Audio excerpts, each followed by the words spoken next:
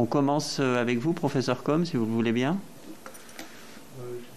Alors, par contre, il faut mettre votre micro parce que la séance est enregistrée, elle est diffusée en direct sur le site internet du Sénat, elle fera l'objet d'un compte-rendu. Très bien. Et comme ça va avec le micro? C'est parfait. Très bien. D'abord, bonjour et merci de la confiance que vous me témoignez en me demandant mon expertise. Alors, je dois vous avouer quand même que j'arrive ici en toute modestie, surtout avec le professeur Bruno Lina, qui, je pense, est certainement celui qui, en France, connaît le mieux le problème des coronavirus et des virus respiratoires et qui est, je pense, beaucoup plus compétent que moi dans le domaine. Voilà. Alors, moi, je peux juste vous dire rapidement quelle est ma boussole, parce que je ne vois pas dans une boule de cristal. Donc, ma boussole, depuis le début de l'épidémie, est en fait historique. C'est-à-dire, il y a une référence historique dont je suis tout à fait étonné qu'elle ait été négligée comme ça par les politiques, les scientifiques, les épidémiologistes et autres. Je suis très étonné que l'histoire n'intéresse plus personne. Je vous le dis franchement. En médecine, c'est un fait depuis déjà une dizaine ou une vingtaine d'années, malheureusement. Et les médecins que nous formons n'ont plus aucune connaissance historique. Ils sont très bons en mathématiques, très bons en physique, très bons en chimie. Ils feront certainement des futurs prix Nobel. Mais je ne suis pas sûr que nous formons des médecins qui, en tout cas, aient la fibre humaniste, historique, hippocratique, devrais-je dire. Donc moi, ma référence est historique. Il y a eu déjà une épidémie de coronavirus en 1890. Alors elle a été appelée malheureusement la grippe russe, ce qui fait que ça ne facilite pas les choses pour retrouver son origine. Mais il est un fait que c'était très certainement une épidémie de coronavirus. C'était l'épidémie du coronavirus OC43, c'est-à-dire, en fait, Monsieur Lina vous expliquerait ça mieux que moi, mais il y a 4 coronavirus avec lesquels nous vivons de façon endémique. Je ne parle pas du MERS, par exemple, qui est cantonné à la péninsule arabique, ni du SRAS qui a disparu. Et donc, ces 4 coronavirus avec lesquels nous vivons en toute harmonie depuis des décennies, il a bien fallu qu'ils arrivent à un moment. On sait pour 3 d'entre eux qui sont arrivés il y a très très longtemps à cause de l'horloge moléculaire. Vous savez, on peut remonter à l'origine de l'apparition des virus. Donc on sait pour 3 d'entre eux qui sont arrivés il y a très longtemps. Pour le 4e, le fameux OC43, on sait qu'il est arrivé en 1890, enfin l'hiver 1889-1890. Il y a eu, à cette époque-là, il y a eu des descriptions par des médecins qui ont bien identifié que ce n'était pas la grippe, que c'était autre chose que la grippe. Ils l'ont dit dès cette époque-là, des médecins français notamment, parisiens. La première vague épidémique qui est arrivée en décembre 89, janvier 90, 1890, a fait environ 500 morts par jour à Paris. Donc c'était un très bon modèle historique, je pense. Je regrette vraiment beaucoup que ça ait intéressé personne. Et donc, ce qu'on apprend sur cette épidémie d'OC43, c'est qu'il y a eu plusieurs vagues épidémiques successives. Les premières vagues épidémiques arrivaient l'hiver comme l'été. Donc, c'est pour ça que j'ai toujours dit que l'été, évidemment, le virus circulerait moins pour des raisons tout à fait logique, mais que forcément il y en aurait. Je me basais sur cette épidémie de OC43. Et puis ensuite, les vagues sont devenues de plus en plus espacées, de moins en moins hautes. Une immunité collective s'est faite. Et aujourd'hui, on vit avec le OC43 qui est parmi nous. J'en ai encore vu un cas il y a un an, qui était d'ailleurs un cas particulièrement grave, chez un adulte d'une quarantaine d'années, qui a atterri en réanimation, ce qui prouve que les autres coronavirus peuvent aussi envoyer en réanimation. Sauf que comme c'est des coronavirus que nous rencontrons dans l'enfance, parce que ce sont des virus qui circulent très largement à l'école, au collège, au lycée, quand on arrive à l'âge adulte, c'est moins grave. C'est un principe général en maladies infectieuses qui est de dire que les infections virales sont très souvent, en général, moins graves chez l'enfant que chez l'adulte. C'est-à-dire il vaut mieux les attraper chez l'enfant que chez l'adulte. C'est quelque chose qui est très connu de nous, infectiologues, historiquement, nos maîtres nous l'ont appris. La varicelle, par exemple, pour vous prendre un exemple, il vaut mieux l'attraper dans l'enfance que l'attraper à l'âge adulte. D'ailleurs, à un moment, aux États-Unis, il y a une trentaine d'années, les parents organisaient même des varicelles parties pour que leurs enfants soient contaminés pendant l'enfance. C'était beaucoup moins grave que d'être contaminés à l'âge adulte. Il y a la même chose pour la rougeole. La rougeole, c'est moins grave, c'est une maladie grave, de toute façon, même chez l'enfant, mais c'est quand même moins grave chez l'enfant que chez l'adulte, comme on s'en est rendu compte à l'occasion de l'épidémie de rougeole qui a eu lieu il y a quelques années en France. Donc voilà, il y a des grands principes comme ça de maladies infectieuses. Un autre principe qui est général, c'est que, en général, quand un virus mute, ce qui gagne en transmissibilité, il le perd en pathogénicité. Et donc c'est un peu ce qu'on est en train d'observer avec le Omicron, c'est-à-dire que le Omicron est beaucoup plus transmissible, beaucoup moins pathogène, enfin moins pathogène en tout cas, et d'ailleurs on voit toute la population française est en train de s'immuniser avec l'Omicron malgré les vaccins, etc. Donc voilà, mes deux boussoles, pour être clair... Cette conférence va maintenant être enregistrée. Ah. Ne vous inquiétez pas. Non, mais je ne suis pas inquiet du tout. Donc voilà, mes deux boussoles, c'est l'histoire des maladies infectieuses et c'est les connaissances que j'ai acquises en tant qu'infectiologue, parce que je ne suis pas un infectiologue uniquement orienté sur une maladie particulière, comme par exemple l'infection de VIH ou même le Covid aujourd'hui. Je suis un infectiologue qui a une vision que je revendique comme étant très large de ma spécialité. Et c'est comme ça que j'en suis arrivé à dire ça. Donc principalement connaissance historique de l'épidémie de grippe russe, dite grippe russe, de 1889-1890, qui a duré 3 à 5 ans. Et c'est pour ça qu'au début, j'ai dit que cette épidémie durerait 3 à 5 ans. Les gens me disaient quelles sont vos sources. Mes sources, c'était l'histoire. Voilà, tout simplement. Et je pense que ça va aller en s'atténuant de plus en plus. On aura évidemment des ressucés... je pense, hivernales notamment, mais ça va finir par s'installer parmi nous, comme les 4 autres coronavirus. Voilà. Après, on peut toujours faire des scénarios catastrophes, mais je ne verse pas dans ce catastrophisme-là, même si je dois reconnaître que la vérité, c'est qu'on n'en sait strictement rien, évidemment. On peut élaborer un scénario rassurant, comme on peut élaborer un scénario catastrophe, mais l'histoire des épidémies, l'histoire des maladies infectieuses nous enseigne ma vision optimiste des choses pour le moyen terme et le long terme. Bien, alors on ne va pas passer aux questions tout de suite, mais je suis sûr que ça démange beaucoup vos propos introductifs. Merci beaucoup. Est-ce qu'il vous paraît nécessaire, utile, de maintenir dans les mois et ou années à venir un haut niveau de protection de la population par la vaccination ? Je pense à ce que le professeur Combe nous a dit sur l'histoire de ces virus.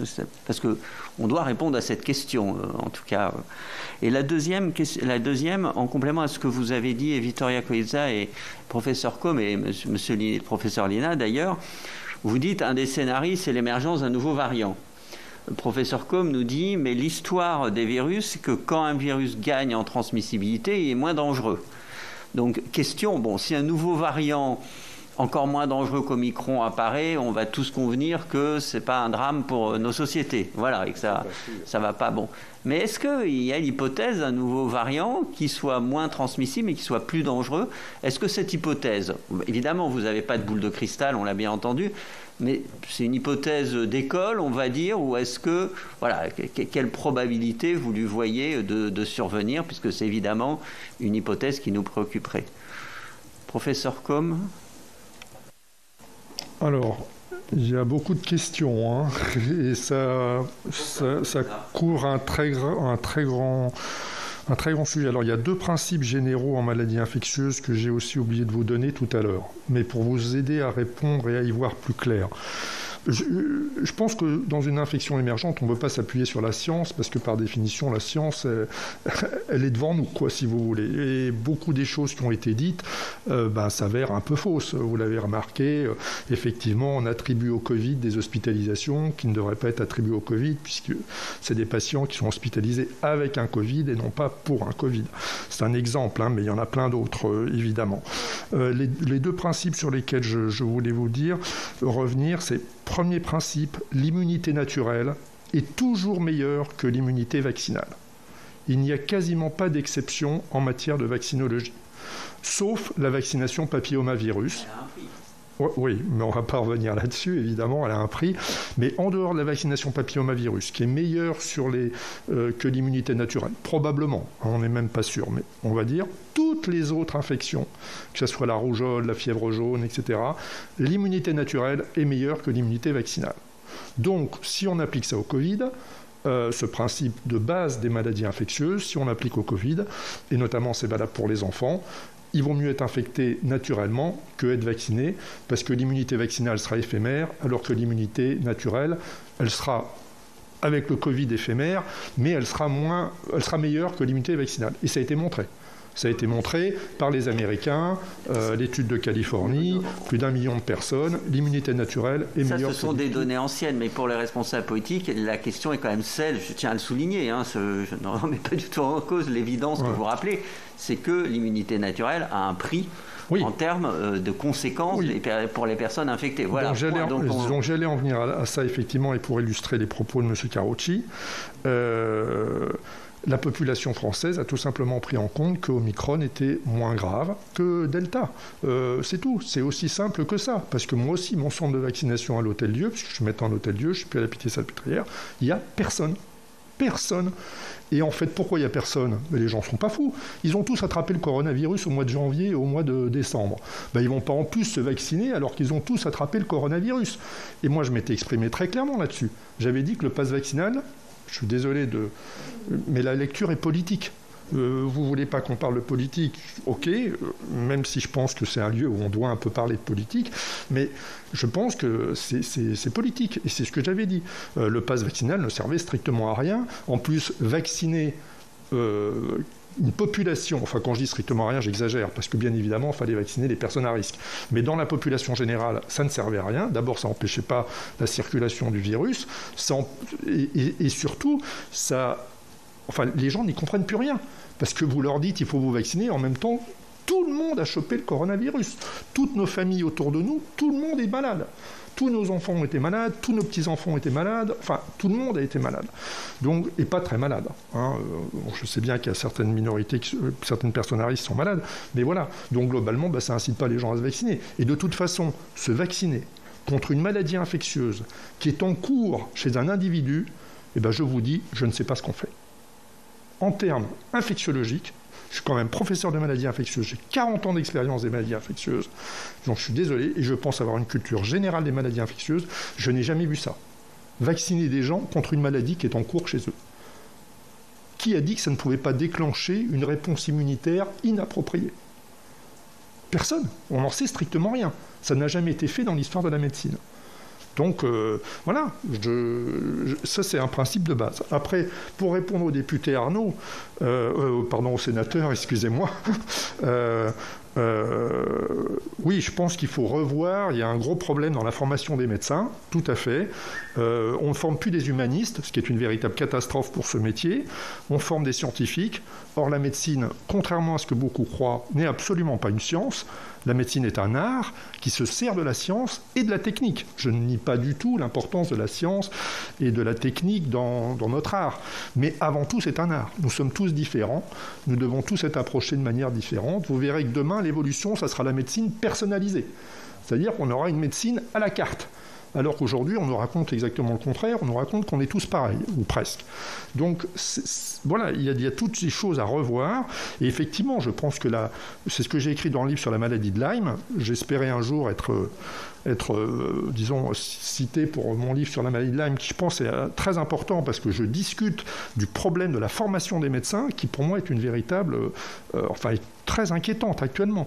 C'est-à-dire on ne les forme pas à écouter des malades, on les forme à utiliser des algorithmes, ce qui est à mon avis une aberration quand on a un malade en face de soi, pour lequel le dialogue médecin-malade est quand même la pierre angulaire de la prise en charge. Voilà, je ne veux pas mobiliser la conversation, mais globalement, voilà mes pensées. Merci, professeur Liénard, pour un mot de conclusion, si vous le souhaitez. Professeur Combes ? Écoutez, moi je ne vais pas vous répondre à la question concernant les vaccins, la grippe, parce que vous avez quand même le spécialiste français de la question qui est juste sur l'écran, donc je pense qu'il connaît ça beaucoup mieux que moi. Pour le médicament Paxlovid, attention. Il n'a pas été évalué correctement sur les variants qui vont émerger. Et d'ailleurs, je fais cette remarque, il n'y a toujours pas de publication scientifique, ce qui est absolument invraisemblable. C'est la première fois que je vois ça, une AMM autorisée sans publication scientifique. Ça m'a beaucoup étonné. Voilà. Et par ailleurs, il y aura un problème de disponibilité qui apparemment est soulevé par pas beaucoup de monde, mais mes collègues américains me disent qu'il y a un problème de disponibilité. Comme le médicament est déjà commercialisé aux États-Unis, je pense qu'ils ont raison. Et par ailleurs, en matière de virus, si vous ne démarrez pas le traitement dans les 48 premières heures au maximum, vous ne pouvez pas être efficace. Donc, et ça c'est valable pour l'herpès, c'est valable pour le zona, c'est valable pour la plupart des maladies virales, c'est valable pour la grippe dont on entend parler. La grippe, vous ne démarrez pas le traitement dans les 48 premières heures des signes, vous n'êtes pas efficace, quoi. Donc ça c'est une notion vraiment à prendre en compte. Ça n'empêchera pas la circulation du virus, voilà. Mais ça empêchera aux personnes à risque d'être malades et de rentrer à l'hôpital ou en réanimation. Quant à la remarque que vous avez fait sur l'histoire, bon, je vous avoue, je suis un peu triste d'entendre dans cette enceinte que l'histoire, on ne peut pas compter dessus. Je ne pense pas comme vous, je vous le dis franchement. D'ailleurs, je vous invite à regarder l'historique de l'épidémie de grippe russe et vous allez voir que c'était presque écrit. Voilà. Merci, professeur Liénard.